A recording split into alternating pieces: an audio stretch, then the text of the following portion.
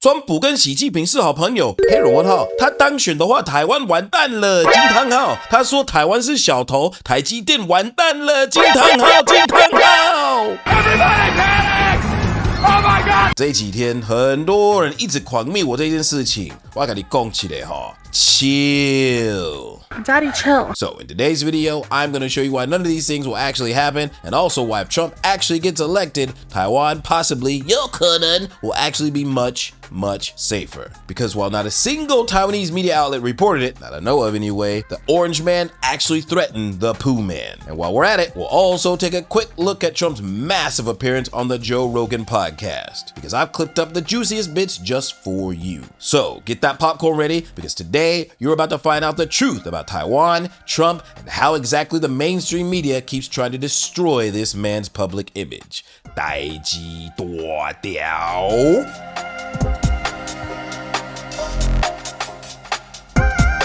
So over the weekend, Trump appeared on the Joe Rogan Experience, and within just 24 hours, that video racked up over 20 million views. But for some weird reason, it's not trending. Weird. Now, for those of you who may not know, Joe Rogan has had the #1 podcast in the entire world for over 4 years. When it comes to young men, his influence is massive. My man has had real, in-depth conversations with Iron Man, the real-life Iron Man, astrophysicists, and everything in between. And what makes his podcast so appealing is that he does not actually conduct interviews. He doesn't even prepare questions. He talks to his guests as if they are normal, regular people that he is genuinely interested in. And it is completely unscripted and can go on for 2, even 3 hours, which is why when Trump sat down, they talked about everything from Abraham Lincoln to UFOs to whale psychology. Now, before the Trump interview, Rogan's highest viewed video on YouTube was 61 million 5 years ago. But now, on day 3 of this video being uploaded, it is already at 35 million views, yo. Holy moly. The odd thing is, just 2 years ago, Rogan had zero intention of ever interviewing Trump on his podcast. And by the way, I'm not a Trump supporter in any way, shape, or form. I've had the opportunity to have him on my show more than once. I've said no every time. I don't want to help him. And although he never officially endorsed him, it seemed like Rogan was leaning heavily towards RFK Jr. That's just what they do. That's politics. They do it on the left. They do it on the right. They gaslight you. They manipulate you. They promote narratives. The only one who's not doing that is Robert F. Kennedy Jr. You a fan? Yeah, I am a fan. Yeah, he's the only one that makes sense to me. He's the only one that he doesn't attack people. So Trump showing up on Rogan's podcast was a straight up October surprise, and the content was cool as fuck. It's basically just 2 dudes shooting the shit. It made Trump seem like a regular, normal guy. And the crazy part is they talked for 3 hours straight, unedited. My man didn't even take a pee break. They were so deep in conversation, Trump actually was 2 hours late for his campaign rally. I am in the process of making a huge speech in about a little while. And you and I, how long have we been talking? A long time. Let's go. Probably like 3 hours. I got to make a speech. And the comments loved it. Unedited, uncensored interviews should be required for all candidates for political office. This should be mandatory. Long-form conversations with presidential candidates. You see, here's the thing. Only by talking with someone for a long period of time can you figure out who they actually are. Because you can only keep up that facade for so long. At some point, people will start to see through the bullshit. And with this, Trump did something that no US president has ever done in American history. Sitting down with an independent media outlet and having a 3-hour unscripted conversation. My man has completely changed the game. Now, Kamala was supposed to appear on Joe Rogan's podcast as well, and she still probably could, but it seems like she passed up Joe Rogan and went to Shay Shay's podcast instead, which, by the way, has already been up for 8 hours as of this recording and has only barely passed the 500,000 views mark. And the dislikes is a complete and total disaster. So with this, I think Trump has the young American male vote in the bag. And at the same time, this interview is the final nail in the coffin of traditional mainstream media. And in the next chapter, you will find out exactly why. Because for the past 8 years, the mainstream media has been using every dirty, evil trick to completely destroy the Orange Man's image in the public eye. Hold on to your butts.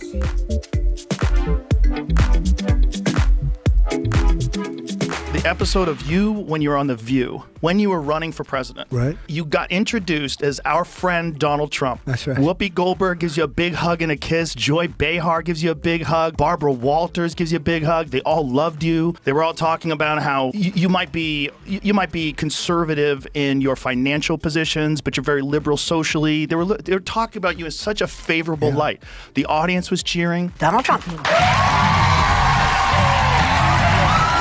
Where's so happy to have you. Whenever you're on with us, we're very happy. We love it. Now, if you weren't raised in America, you might find it really difficult to understand exactly what Joe Rogan is talking about. And me, I was a teenager during Trump's pre-political years. And let me tell you, my man was a straight up playboy. He had a different girlfriend every couple of months. His name was all over buildings, airplanes, and even vodka. He was the epitome of success. He was like the real life Bruce Wayne, and the media loved him. And then you actually started winning in the polls, and then the machine started working towards you. Yeah. There's probably no one in history that I've ever seen that's been attacked the way you've been attacked, and the way they've done it so coordinated and systematically. When you see those same people in the past, very favorable to you, like Oprah, when you were on Oprah's show, very. She was encouraging you. Everything Joe Rogan says here is true, especially about Oprah. Trump and Oprah were really good friends. You have a vice presidential candidate in mind? Oprah, I love Oprah. Oprah would always be my first choice. I'll tell you, she's really a great woman, though. She is a terrific woman. She's somebody that's very special. A perfect comparison, 诸葛亮. Although not particularly good looking, he was charming, funny, 讲话很靠北，很有梗. Ladies loved him, men wanted to be him, and the media adored him. Now, imagine if 诸葛亮 was still living and he decided to run for president. And immediately, the Taiwanese media flipped a switch, turning him into a misogynist, racist, fascist wannabe dictator. It was all bullshit. Now, to me, and at least half of America, this is exactly what happened to Trump. Now, don't get it twisted. Trump does have his flaws, but at the end of the day, Trump is just Trump. And you want to call this fool a racist? This is the same guy who defended Mike Tyson during his charges when everyone was against him, and also defended Michael Jackson. Well, Larry, as you know, I knew him very well. He was a great guy, somebody that was very special. Interesting thing is, I've known Michael from many different standpoints, and Michael would spend a lot of time with my kids. I have beautiful kids, and at the time, like at Mar-a-Lago, and even in Trump Tower, the kids were very young. Michael would come, play with the kids. He just loved children. He was not a child. Mike Tyson was greeted at his door at 1 o'clock in the morning by a woman. The woman was dancing at 8 o'clock, and this guy's in jail for 6 years. I don't understand it. I think it's wrong. Now, I know many of you may disagree, but if Trump were really a racist, Tyson probably would have knocked this fool flat on his back, turning Twampu into Sampu. Not only that, but during his presidency, Trump granted clemency to hundreds of African Americans who were convicted for nonviolent crimes. And he also permanently secured over $250 million per year for historically black colleges. So that leaves one very important question. How in the hell did the media turn Trump into a racist? You also had people that were very fine people on both sides.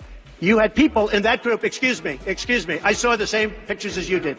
You had people in that group that were there to protest the taking down of, to them, a very, very important statue and the renaming of a park from Robert E. Lee to another name. Very fine people on both sides. 这句话 would live in infamy on the tongues of every orange-hating liberal who wanted to prove that Trump was absolutely a racist. They asked him, they said, well, what do you think of those people? And the ones he said, I think they're fine people on both sides. Let's remember Charlottesville, where there was a mob of people carrying tiki torches, spewing anti-Semitic hate. And what did the president then at the time say? There were fine people on each side. And now we get to the truth. This video was heavily edited by none other than the left-leaning news organization, CBS. So let me give you a little bit of a context. At the time of this press conference, there was a very big incident in Charlottesville, North Carolina, where people on the left were celebrating the removal of a statue of Robert E. Lee, the legendary and infamous Civil War general who fought for the South. You know, the side that wanted to keep niggas in chains. So after the city government voted to have it removed, local white folks completely lost their shit and went to protest. And some of them white folks really wanted to see niggas back in chains. And the result, a fight broke out, and it escalated to the point where one of them black-hating white folks decided to drive his car into the crowd of black people, killing and injuring many. And how did Trump respond? And if you reported it accurately, you would say. Neo-Nazis started this. They showed up in Charlottesville. They showed up in Charlottesville to protest. Excuse me, they didn't put themselves down as neo-Nazis. And you had some very bad people in that group. But you also had people that were very fine people on both sides. And you had people, and I'm not talking about the neo-Nazis and the white nationalists, because they should be condemned totally. But you had many people in that group other than neo-Nazis and white nationalists, okay? And the press has treated them absolutely unfairly. Now, in the other group also, you had some fine people, but you also had troublemakers, and you see them come with the black outfits and with the helmets and with the baseball bats. You had a lot of bad people in the other group. So as you can see very clearly, Trump was condemning people on both sides who engaged in violence. But the media, through editing, distortion, and removing context, portrayed Trump saying that the black Kate and Tiki Torch whites were very fine people. They sniped this fool in the headlines and in the video titles, turning Trump into a black Kate and Tiki Torch white himself. And made a dire prediction of what would happen if he is not. Now, if I don't get elected, it's going to be a bloodbath for the whole. That's going to be the least of it. It's going to be a bloodbath for the country. That'll be the least of it. Trump warning while discussing the economy that there would be a, quote, bloodbath if he is not reelected in November. This after the former president kicked off the event by paying tribute to those who attacked the U.S. Capitol on January 6th. Here we have another example. The media portrays Trump as seemingly having said that if he doesn't get reelected, then America will be a complete bloodbath. Even Taiwan Métis printed this shit in the headlines. But what did Trump actually say? Let me tell you something to China. If you're listening, President Xi, and you and I are friends, but he understands the way I deal, those big monster car manufacturing plants that you're building in Mexico right now, and you think you're going to get that, you're going to not hire Americans, and you're going to sell the cars to us. No, we're going to put a 100% tariff on every single car that comes across the line, and you're not going to be able to sell those cars. If I get elected, now if I don't get elected, it's going to be a bloodbath for the whole. That's going to be the least of it. It's going to be a bloodbath for the country. That'll be the least of it. So it is very clear that he is talking about the auto industry and how if America doesn't impose tariffs under his re-election, the industry will be a complete bloodbath. So in context, when he said country, he was talking about the country's auto industry. But Taiwanese and American media worked together to make it seem like Trump was trying to incite another insurrection. And they did a very good job at it. Fake news. It's fake. Phony. Fake. But to be fair, it isn't all the media's fault. Real talk, Trump, just like Kamala, has very shitty information structure when he speaks. My man verbally jumps all over the place, making it hard to follow and pay attention to what he's actually saying. And he leaves a lot of gaps in his speech. And in this ADHD attention economy where short videos reign supreme, anyone with the slightest of devious intentions would have a field day editing him and completely cutting him out of context and making him seem like a monster. And that brings us to the main topic of this video, something that me, my family, and many Taiwanese care about the most. 川普被当选的话，他会对我们台湾国好吗？我跟你讲。The Trump versus Taiwan issue has been distorted and completely twisted by a lot of people, especially Taiwan Métis, and it is causing a lot of locals to freak the fuck out. 事情真的很大条。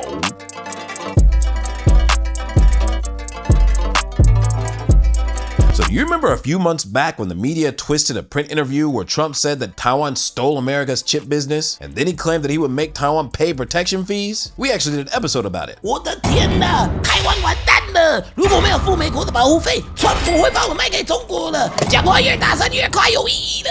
有什么意义？我代志大条。Loud noises! Now, that time Trump didn't explicitly use the word steal, but in this Joe Rogan interview, he did. That chip deal is so bad. We put up billions of dollars for rich companies to come in and borrow the money and build chip companies here. And they're not going to give us the good companies anyway. All you had to do is charge them tariffs. If you would have put a tariff on the chips coming in, you would have been able to, just like the auto companies, no different. More sophisticated, but no different. You know, Taiwan, they stole our chip business. Now, when I heard this part, I knew immediately that Taiwan Métis were going to turn this into a complete Lao Sai festival, causing Taiwanese people to freak the fuck out. 川普说我们台湾人是小头，他说我们把美国的晶片抢走了。川普很讨厌我们台湾人。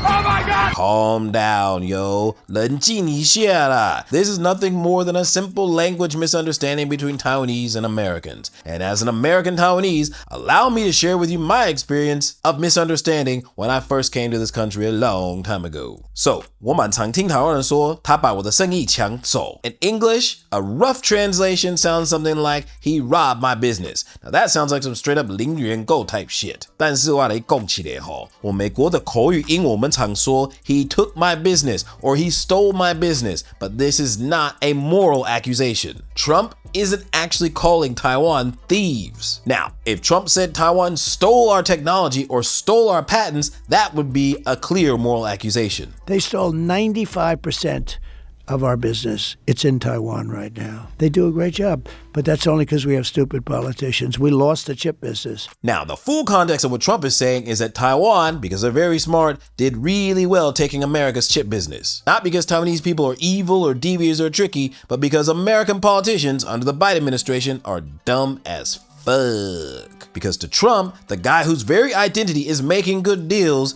this was a great deal for Taiwan, but for America, it was a really bad deal. And remember, Trump is a businessman. He wants to bring good business back to America. It's not personal. You know, Taiwan, they stole our chip business, okay? They want us to protect and they want protection. They don't pay us money for the protection, you know?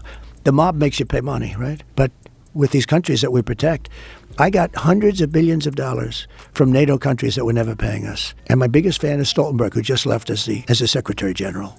A good guy. He said, Bush came, he made a speech. Obama came, he made a speech. Trump came, he said, you guys aren't paying, you got to pay. And they said, will you protect us from Russia if we don't? I said, no, you got to pay if you don't pay. Billions of dollars came in to NATO. And then there's the subject of protection fees. This is very important because Trump's previous comments went something a little like this. Because I'd be with President Xi, I'd talk, and he likes Taiwan a lot. Let me get back to Taiwan, because we haven't touched on this. Should the U.S. help defend Taiwan if it means going to war with China? Well, I don't want to say it because if I'm in the position of president, I don't want to say what I'm thinking. You know, if I answer that question, it'll put me in a very bad negotiating position. So Trump went from never really wanting to actually answer because he wanted leverage in negotiations to outright saying that Taiwan should pay protection fees. Now, this is really interesting because I think Trump actually already knows that Taiwan's chip business is way too powerful to take back. So in that case, he still wants that money, yo, which is why he thinks Taiwan should pay for protection. Billions and billions. And in his most recent print interview, the one that Taiwan Métis is completely freaking out on, this is what he actually said. Mr. Trump returns to Mr. Jago's question. I would say that if you go into Taiwan, I'm sorry to do this, I'm going to tax you. Meaning impose tariffs. At 150 to 200%. He might even shut down trade altogether. Mr. Jago. Would you use military force against a blockade on Taiwan? Mr. Trump. I wouldn't have to because he respects me and he knows I'm fucking crazy. A rough translation, if you try to blockade Taiwan, I'm gonna do some absolutely wild shit. This is a straight up threat to Xi Jinping. China! Trump is playing mind games, allowing Pooh's imagination to run wild at the possibility of what he might actually do. And it ain't the first time Trump did this. You remember what he said to the Taliban? President Trump looked at the Taliban leader and said this: I want to leave Afghanistan, but it's going to be a conditions-based withdrawal. And translator translated. And he said, if you harm a hair on a single American, I'm going to kill you.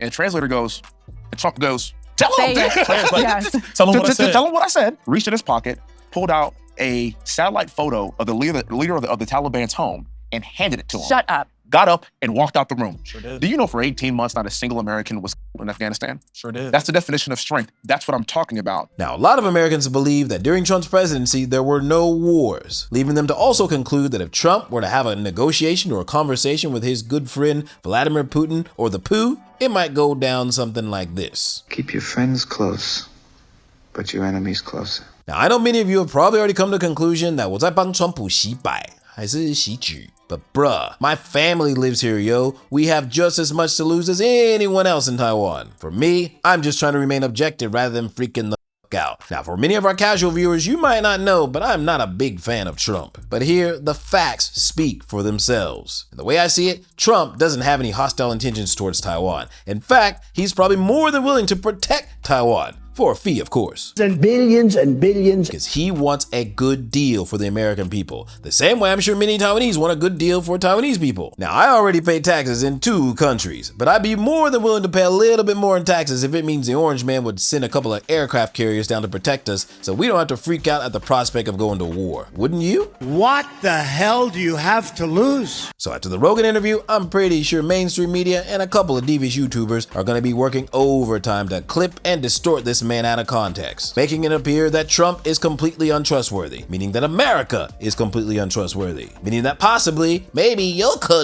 America will abandon our country because we're all a bunch of chip thieves. And to that, I say that there are only 2 possibilities for someone who would say something like this. 1, you're either full of propaganda bullshit, or 2, your English comprehension is shit. Now I know. And knowing is half the battle. G.I. Joe! And in case of the latter, you should buy 好汽车线上英文课程 link down below. So now you understand how the mainstream media can distort facts and completely change the public perception of someone, transforming a rich orange asshole into a fascist dictator asshole. Oh, and there's also one really good point that Joe Rogan made in this interview. Young people are rejecting a lot of this woke bullshit. Young people are tired of being yelled at and scolded. They're tired of these people that they think are mentally ill telling them what the moral standards of society should be today. You want to be a rebel? You want to be punk rock? You want to buck the system? You're a conservative now. That's how crazy. And then the liberals are now pro-silencing criticism. So let it be known, if you do not align with the mainstream media's narrative, you could be the next Trump. But you want to know what's even more terrifying than the media distorting facts is when the media hides facts, especially when it comes to the fact that America is having a crisis so bad it could completely destroy the entire country, and possibly resulting in a war that would go down right at the border of America and Mexico.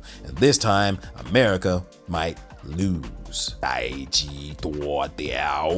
stay tuned for that. Remember to like, comment, subscribe, and keep it civil in the comments, and I will see you on the flip side. Peace!